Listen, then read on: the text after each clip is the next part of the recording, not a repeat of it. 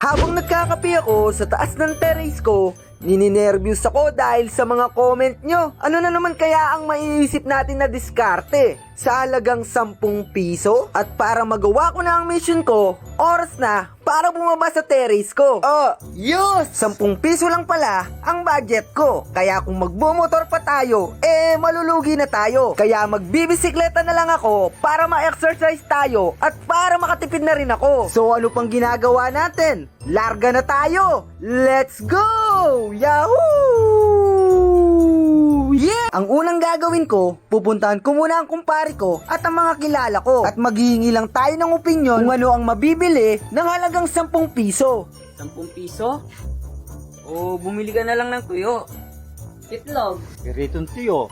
Hotdog, tol. Ayos! Pagkatapos kong humingi ng payo, pumunta na ako sa tindahan para magtingin-tingin at para magtanong na rin kay Tito. Pero, siyempre, parang sa akin yung tuyo. Ayos! Okay din yung mga opinion ng mga pinagtanungan ko. Lalo na ngayong panahon, ang sarap pa naman ng tuyo.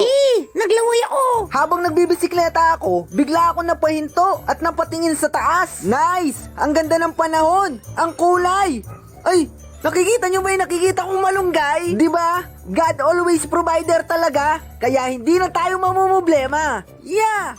Hoy, Tokmol! Hindi ka man nagpaalam sa mayari. Huwag kang maingay dyan, Gagi. Pagkatapos kong kumuha ng malunggay, rumekta na ako sa ating kapitbahay. Ang husay! Hindi tayo gugutumin kapag may masipag kang magtanim na kapitbahay. Yay! Pagkatapos kong kumuha ng tanlad at malunggay, rumekta na ako sa tindahan ni Tito para ipambili na ang aking 10 piso. At itlog pala ang binili ko at sigurado ako nahuhulaan nyo na kung ano ang iluluto ko. Dahil kumpleto na ang ulamin ko, uuwi na tayo para makapagluto na ako. Pag uwi ko ng bahay, ipiprepare ko lang yung mga kinuha ko. She loves me not, she loves me, yeah! At itatali na natin yung tanglad na kinuha ko.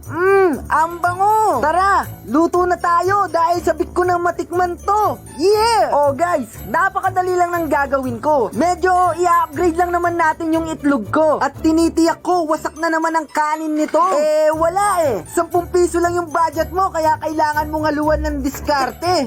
May isang bawang pa pala dito. Ilagay na natin to bago pa dumating yung multo. Ayos! Ang kagandahan dito, basic lang siyang iluto. Ang bango! Sa amoy pa lang, busog na ako. Kaya bigyan na natin ng asin at takpan na natin to. At napakabilis lamang kumulo, kaya ilagay na natin yung itlog ko. Ayos! Masustansya yung ulam ko ngayon for today's video. Hindi ko akalain makakadiskarte ako ng ulam sa halagang 10 piso. Napakabango. Sabik ko nang matikman to. Nagutom ako. Kaya atin ang ilagay ang ating malunggay. Ay, buhay. Kanya man na, Paul.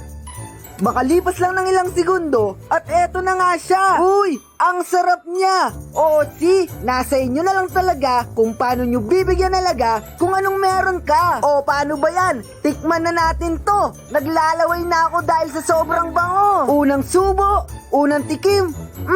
Ang sarap niya. Thank you, Lord. Isipin nyo, sa halagang 10 piso, naging masustansya yung itlog ko. Actually, pwede pa nga to kahit sa 2 katao. Pero sa sobrang sarap, mauubos ko to. Ay, busog na busog ako. Tinitiyak ko, pati bulate, aantukin nito. Nagawa ko na yung mission ko. Pahinga na ako. Kita-kita na lang sa susunod na video. Yeah! Woo!